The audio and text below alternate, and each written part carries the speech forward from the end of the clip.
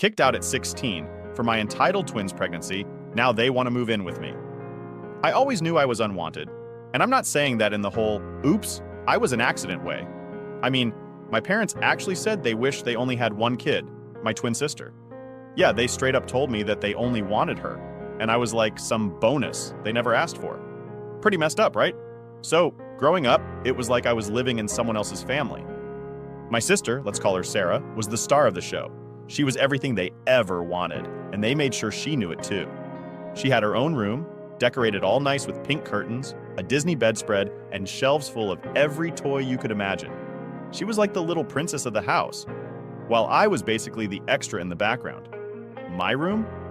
It was this tiny space with an old bed that squeaked every time I moved and a dresser that had probably been around since the 70s. Every morning was like a slap in the face. I'd wake up, hear my parents talking about how they couldn't wait to buy Sarah new clothes or take her to gymnastics or whatever, and meanwhile, I was left to figure out what I was going to do with my day. It's like they never noticed I was even there. And if they did, it was just to tell me to stay out of the way. I'd get, "Why can't you be more like your sister?" So often it felt like it was my name. It wasn't just at home either. School was no escape. I remember this one time at parent-teacher conferences, they spent the whole time gushing over Sarah's finger paintings like she was Picasso. Meanwhile, my teacher handed them my report card, and they didn't even look at it. It was like it didn't exist. I was busting my butt to do well in school, thinking that maybe, just maybe, if I got good enough grades, they'd pay attention to me. But it was pointless. Sarah was the golden child, and I was just there. I mean, she got everything, the nice clothes, the attention, even first dibs on food at dinner. She had this closet full of new outfits for every season. Meanwhile, my wardrobe was basically hand-me-downs from cousins I didn't even know. I swear some of those shirts were older than I was. And every Christmas and birthday, it was the same story. Sarah would get showered with gifts while I got, like, one or two things. Just enough so they could say they got me something. I'd sit there watching her open her presents while I faked a smile, pretending like it didn't bother me. But it did. It wasn't just about the stuff either. I mean, yeah, having nice clothes or new toys would have been cool, but it was the little things that hit the hardest. Sarah's toys were like sacred relics.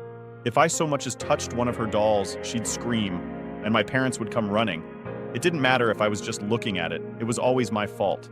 I'd get scolded for not respecting her space or being careless. It was like they saw me as some sort of threat to her happiness. And mealtimes, man, those were rough. Sarah would always get first pick of everything.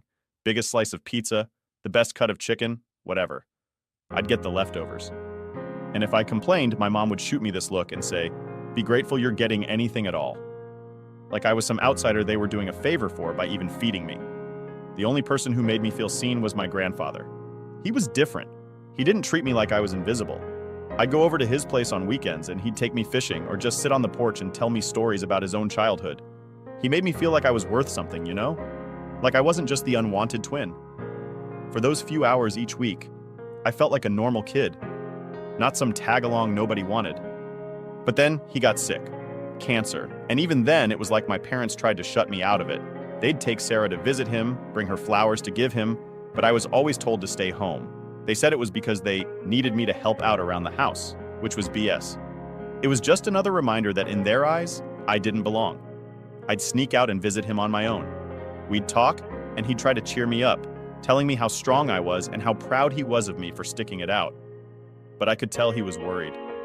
When he passed away, it was like the one good thing in my life got ripped away. I remember my parents didn't even ask if I was okay.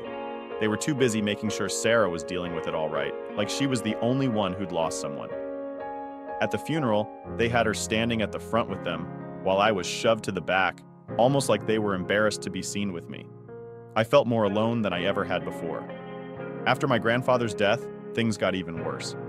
All the little bits of attention I used to get, like the occasional good job if I did something around the house, disappeared completely. It was like I was fading away, becoming this ghost in my own home. I'd sit at the dinner table and my parents would talk to Sarah like I wasn't even there. Family photos? Let's just say there's a great collection of my elbow or the back of my head. I'm pretty sure if someone looked through our family album, they wouldn't even know I existed. The resentment started to eat away at me. I'd try to stand up for myself sometimes, like when my sister got another new dress, and I'd ask why I never got anything new.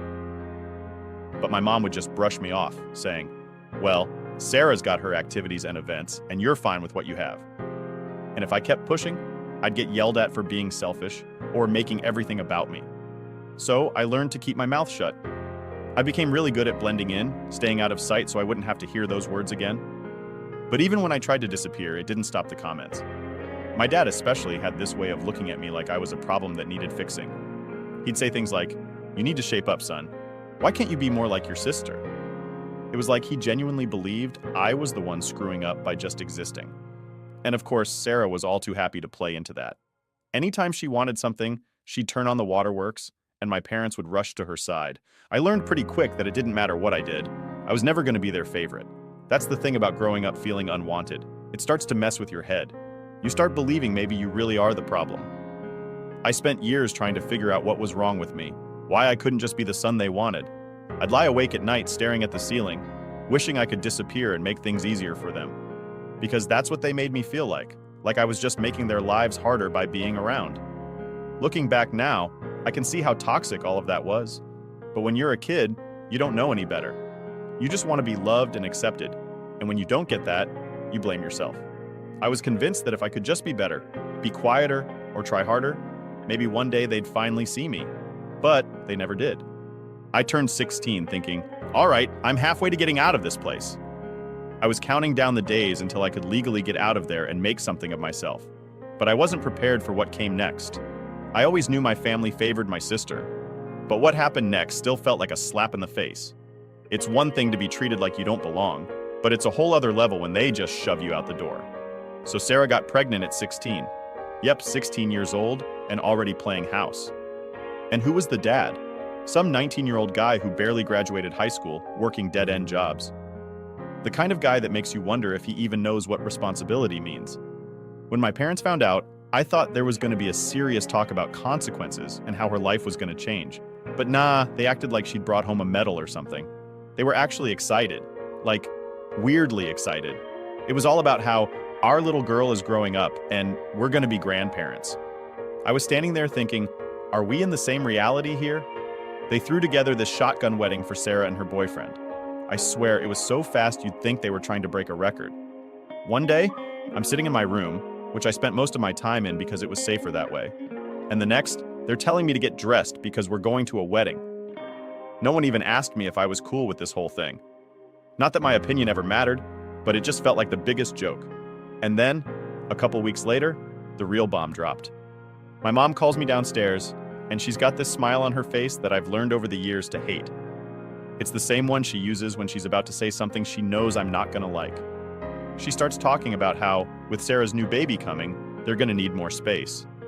I'm sitting there thinking, okay, why are you telling me this? And that's when she drops it. We need your room for the baby. I was stunned. My room? The one place that was actually mine, even if it was the smallest, crappiest room in the house? The only space where I could pretend for 5 minutes that everything was fine? I tried to argue, like, what am I supposed to do then?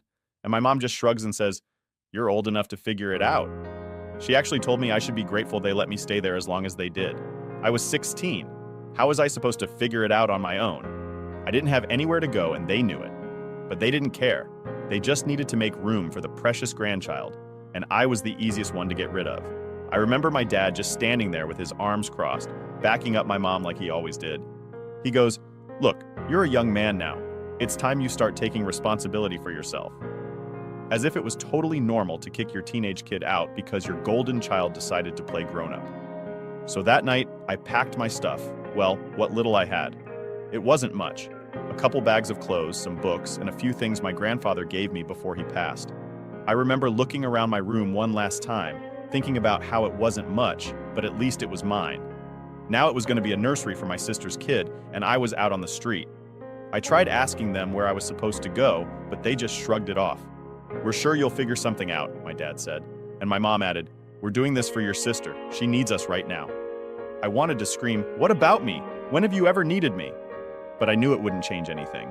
They'd already made up their minds, and I was just an inconvenience standing in the way of their happy family fantasy. So I did the only thing I could think of. I grabbed an old tent from the garage and set it up in the backyard. It wasn't much, but it was all I had. The nights were cold and the ground was hard, but at least I was close enough to the house to hear them. Not that it made me feel any better. I could hear them having dinner, laughing, planning for the baby.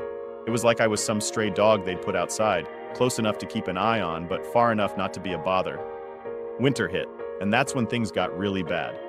I'd try to bundle up with everything I had, but it still felt like the cold seeped into my bones. I used a flashlight to do my homework because, believe it or not, I was still trying to keep up with school. I'd sit there with 3 layers on, shivering while trying to read my textbooks. But my grades started slipping. It was hard to focus on algebra when you're freezing and wondering if you'll even make it through the night. And of course, my parents didn't notice. They were too busy redecorating my old room and making everything perfect for Sarah's new family. I was just the ghost outside, the one they didn't have to worry about anymore. I remember looking in the kitchen window sometimes, watching them eat and talk like everything was fine. Like I wasn't just a few feet away struggling to keep warm and pretending I didn't care. I tried finding odd jobs to save up some money, mowing lawns, shoveling snow, anything I could do. I'd walk around the neighborhood, knocking on doors, asking if anyone needed help. Most people looked at me like I was some kind of beggar, but a few gave me work, and I was grateful for every dollar I made. It wasn't much, but it was enough to get food. I'd sneak back to my tent with a sandwich or some leftovers, pretending like I was camping out by choice. The worst part was knowing that if my grandfather were still alive, he wouldn't have let this happen. He would have taken me in, no questions asked.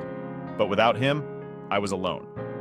I thought about going to a friend's house, but I knew my parents had already spun their version of events to everyone in our small town. I was the troublemaker who couldn't live under their rules. They made it sound like it was my choice to live outside. It was all about making sure their perfect little family image stayed intact. One night, while I was lying in the tent, listening to the wind whip around outside, I realized I couldn't keep doing this. I had to figure something out because they sure weren't coming to help me. That's when it hit me. They never cared. They'd pushed me out without a second thought. I was nothing to them, just some extra baggage they didn't want to deal with. So, I made a decision. I was done trying to win their approval. I was done being the kid they ignored and blamed for everything. If they didn't want me, fine. I was going to figure things out on my own. I didn't know how yet, but I knew one thing for sure. I wasn't going to stay in that backyard forever, hoping they'd let me back in. I was going to find a way out, and I was going to make it, with or without them. Living in that tent was a constant reminder of how alone I was, and honestly, I was getting desperate. Winter was rough, and the nights felt like they lasted forever. I knew I had to do something. I'd been saving up what little money I could scrape together, doing odd jobs around the neighborhood, but it wasn't enough to make any real difference. I'd go to sleep with my hands aching from the cold and my stomach growling, thinking, this can't be my life forever. One day, after school, I was still trying to go, even though my grades were tanking. I found myself standing outside a local bakery. I used to walk past it all the time, smelling the fresh bread and pastries. That day, I was hungrier than usual. I must have looked like a mess, standing there staring at the display window, because the owner, this old guy named Frank, came out and asked me if I needed something. I didn't really know what to say, so I just kind of shrugged it off, trying to play it cool. But Frank wasn't buying it. He saw right through me. He was one of those no-nonsense types with this gruff voice and a look that said he'd seen his fair share of tough times. He asked, "You looking for work, kid?" I didn't even think twice before nodding. I figured it was my shot. He said he needed someone to sweep the floors, help with deliveries, and clean up the place. Nothing fancy, but he'd pay me cash and throw in some day-old bread. It felt like I'd hit the jackpot. I wasn't going to sleep in that tent with an empty stomach anymore. The first day on the job was rough. The bakery opened early, and when I say early, I mean before the sun even thought about coming up. I was up at 4 a.m., making my way there while the world was still dark. But the moment I walked through those doors, the warmth hit me, and I was like, yeah, I can do this. Frank showed me around, pointing out what needed to be done, and gave me the rundown of his no slacking rule. The work was hard, and my back ached from mopping floors and lifting heavy bags of flour, but I didn't care. I had a place to be, and it felt good to be doing something useful. Frank wasn't the warm and fuzzy type, but over time, we started talking. He'd tell me stories about how he'd opened the bakery years ago, right after his own dad kicked him out for being a screw-up. He'd managed to build it up from nothing, and I think he saw a little bit of himself in me. He started giving me advice, like how to budget my money, and even offered to teach me how to make some of the simpler pastries. It was weird, but for the first time in a long time, I felt like someone actually gave a damn about what happened to me. After a few weeks of working there, Frank told me he had a small room above the bakery that no one was using. It was basically a storage space, but he said I could crash there if I wanted. It was a step up from the tent, and I was beyond grateful. I moved my stuff in that night. The room was tiny, with a single bed and a window that barely opened, but it was warm, and I finally had a roof over my head. It was the best sleep I'd had in months. Waking up every day and having a place to go felt like a huge deal. I threw myself into the job. I figured if Frank was giving me a chance, the least I could do was work my butt off. I learned how to knead dough, how to make the perfect loaf of bread, and even how to whip up a decent apple pie. Frank was tough, but he was fair, and he'd give me a nod or a grunt when I did something right. It wasn't much, but those little moments meant everything to me. One day after my shift, Frank sat me down. He had this serious look on his face, the kind that made me think I was in trouble. But instead, he handed me an envelope. "You've been doing good work, kid," he said. "Here's your first proper paycheck." I opened it, and it was more money than I'd ever seen in one place before. It wasn't a fortune or anything, but it was enough to make me feel like I was finally on the right track. For the first time, I felt like I was moving forward instead of being stuck in one place. Working at the bakery became my routine. I'd wake up early, work until the afternoon, and then head to the library to use the free Wi-Fi to look for other job opportunities. I knew I couldn't stay at the bakery forever, but it was giving me the stepping stone I needed. I saved every penny I could, living like I was still in that tent, and only spending on absolute essentials. I'd grab the day-old bread Frank offered and make it last a couple of meals, and I'd pick up cans of soup from the dollar store to keep things cheap. Frank and I never really talked about my situation, but I think he knew more than he let on. One night, after closing up, he handed me a set of keys. "In case you ever need to lock up," he said, playing it off like it was no big deal. But I knew what it meant. It was trust. He trusted me to take care of his place, and that felt huge. I didn't have a family looking out for me, but in a weird way, it felt like Frank was looking out for me in his own gruff, silent way. The routine at the bakery kept me going, but it wasn't all smooth sailing. There were days when I felt the weight of everything. I'd see families walk into the bakery, parents with their kids, laughing and picking out treats together. It was like a punch to the gut every time. I'd have to step into the back room and catch my breath. Part of me still couldn't believe how my own family had just kicked me out like I was nothing, while complete strangers treated me with more kindness than my own parents ever had. But I wasn't going to let those thoughts drag me down. Frank always told me, you either let life beat you, or you get up and beat it right back. It became kind of like a mantra for me. I wasn't about to give up, not after everything I'd been through. Every day I'd go back to that room above the bakery, and I'd make myself a promise. I was going to keep going, keep pushing, and I was going to build something better for myself. One morning, Frank came in looking more tired than usual. I asked him if everything was okay, and he just grunted and said something about getting old. But he gave me this look that felt almost like a warning, like he was trying to tell me not to get too comfortable. I didn't think much of it at the time. I just figured he was having a rough day. But those words stuck with me. I knew he was right. I couldn't stay at the bakery forever. It was a safe place, yeah, but I needed to start thinking bigger. So I started asking around for more work. I picked up extra shifts at a local convenience store and even helped out with landscaping on weekends. Anything to make a few extra bucks. It wasn't easy balancing everything, but I was determined to save enough to move on to something better. The more I worked, the more I felt like I was finally in control of my own life. It was tough, and some days I was dead tired. But I kept reminding myself why I was doing it. I didn't want to just survive. I wanted to build a life where I didn't have to depend on anyone but myself. Looking back, I think about how lucky I was to have found Frank and that bakery. It wasn't just a job. It was the first real step toward getting my life together. And even though things were still uncertain, for the first time, I felt like I had a shot. A real one.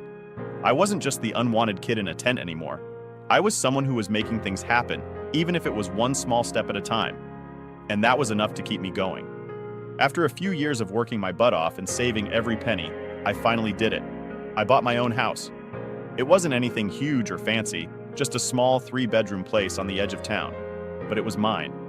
I can't even describe how it felt walking through those doors for the first time, holding the keys and knowing that this was my space. I stood there in the empty living room, looking around at the bare walls, and felt this rush of pride. I'd done it. I'd made it. And I'd done it without any help from my so-called family. I spent the first few weeks living there without much furniture. Just an air mattress and a couple of cardboard boxes that doubled as a table and a chair. It was rough, but I didn't care.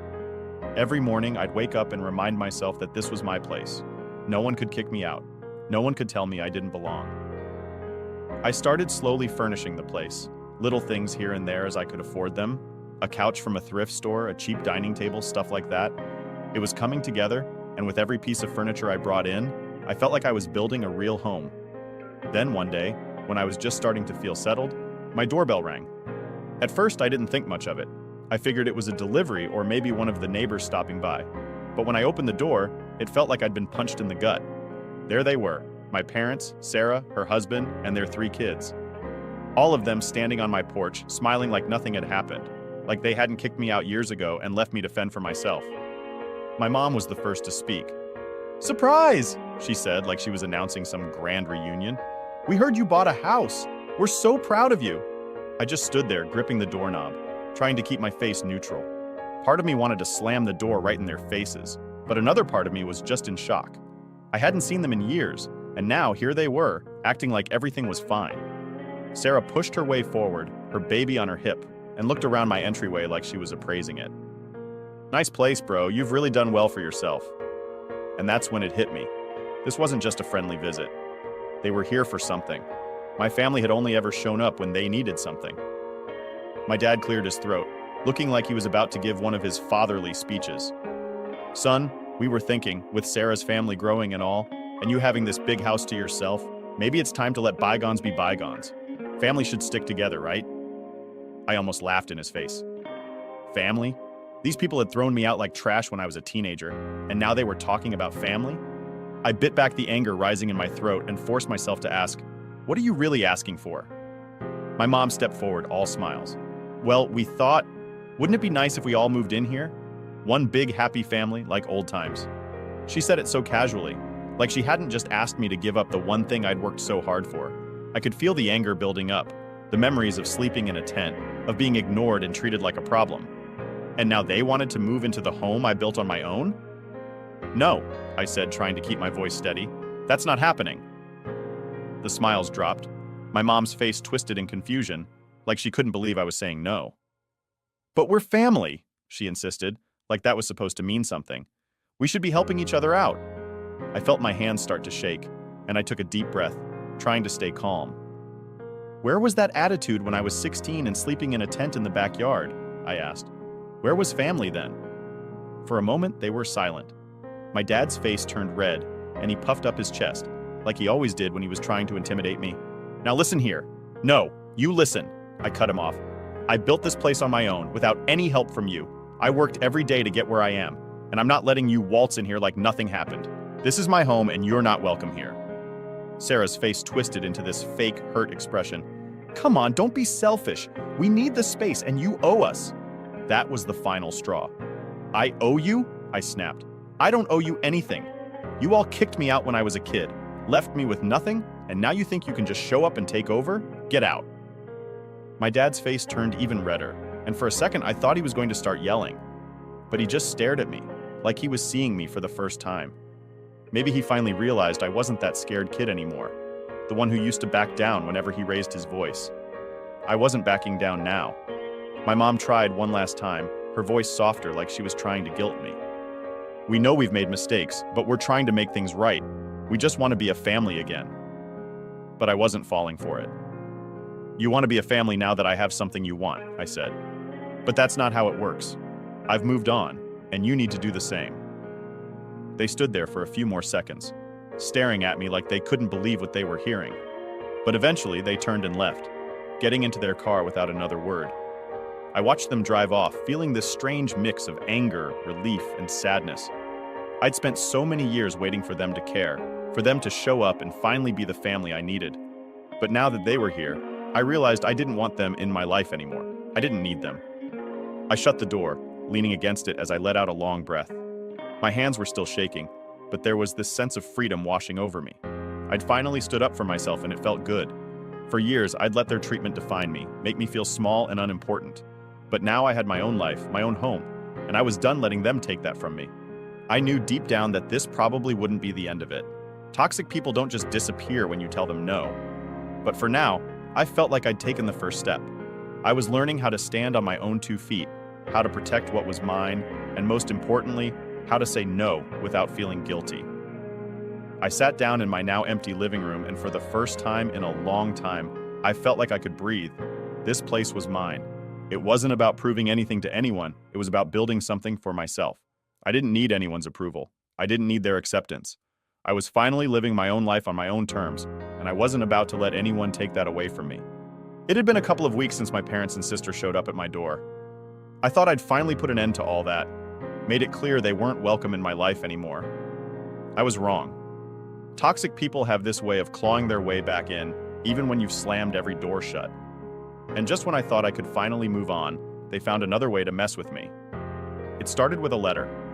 I came home from work one day and found this official-looking envelope in my mailbox. For a second, I panicked. I'd been doing everything right, paying my bills on time, keeping my nose clean, but my gut told me something was off. I ripped it open, and there it was, a legal notice. It said my sister was trying to contest my ownership of the house, claiming it should be shared as family property. My first reaction was disbelief. I stood there in my driveway, staring at the paper like it was written in some foreign language. They really couldn't let me have this one thing, could they? I called a lawyer the next day. I wasn't about to let them take the one thing I worked so hard for. My lawyer, a no-nonsense woman named Karen, ironic, was clear. They don't have a leg to stand on, but they'll try to make it a hassle for you. She was right. For the next few weeks, they did everything they could to drag me through the mud. They claimed I'd taken money from them and used it to buy the house. They tried to make it sound like I was some ungrateful kid who took advantage of their generosity. It was all lies. I knew it, and they knew it. But that didn't stop them from trying to make me out as the bad guy. I started getting calls from people I hadn't heard from in years. Old family friends, cousins, people who didn't know anything about what I'd gone through. "Why are you doing this?" they'd ask. "Why can't you just let your family in?" It was frustrating. No one cared to ask what really happened. They just heard my parents' side of the story and assumed I was the villain. I felt like I was back to being that kid they pushed aside, the one who was always wrong no matter what. But I wasn't that kid anymore. I wasn't going to let them mess with my life. So I pushed back. I gathered every receipt, every document showing that I'd saved my own money, worked my own jobs, and built my life without them. And then I decided to take it a step further. I wanted to know exactly how they thought they had any right to my house. So I asked my lawyer to dig into the family's financial records. A few weeks later, she called me into her office. I thought it was just going to be a regular update, but when I walked in, she had this look on her face, like she'd found something big. She handed me a stack of papers. "You need to see this," she said, and I could tell it wasn't going to be good. What I found out changed everything. Turns out, my parents had been hiding a lot from me. Remember my grandfather? The only person in my life who ever really showed me love? Well, when he passed, he'd left me an inheritance. A pretty big one, actually. The money was supposed to go to me when I turned 18, but my parents had managed to get control of it through some loophole. They'd been using that money for years, paying off their own debts, funding my sister's wedding, her husband's failed business, and even part of the down payment for their new house. And they never said a word. I sat there, reading through the documents, feeling my hands shake. I wasn't sure if it was anger, betrayal, or both. They'd let me live in a tent while they spent the money that was supposed to be mine. All those nights I spent wondering why I was never good enough, why they never cared, and it was because I was just a source of cash to them. I was furious. All this time I'd been struggling, working my hands to the bone, and they were living comfortably off what was rightfully mine. I felt stupid for not knowing sooner, for not questioning why they seemed to live beyond their means when I was younger. But mostly, I felt angry at myself for hoping they might actually care, and angry at them for using me. I knew right then that I couldn't let it go. They wanted to take my house, the one thing I had built for myself. Well, I was going to take back everything they stole from me. My lawyer agreed we had a solid case. She said we could sue them for fraud and theft. It wouldn't be easy, but we had the evidence, and she was confident we could win. I was ready to do whatever it took. It wasn't about the money anymore. It was about justice, about standing up for myself and proving that I wasn't just the useless son they could toss aside when it suited them. When my parents got served with the papers, I'm pretty sure they didn't see it coming. My phone blew up with calls from my mom, my dad, even my sister, all of them leaving voicemails saying they just wanted to talk. Yeah, right. They wanted to talk now that they were finally facing consequences. I didn't respond. I was done playing their games. The next few months were a whirlwind of legal meetings and court dates. They tried everything to make me look like the bad guy, painting me as some ungrateful child who just wanted to hurt his own family. But the evidence spoke for itself.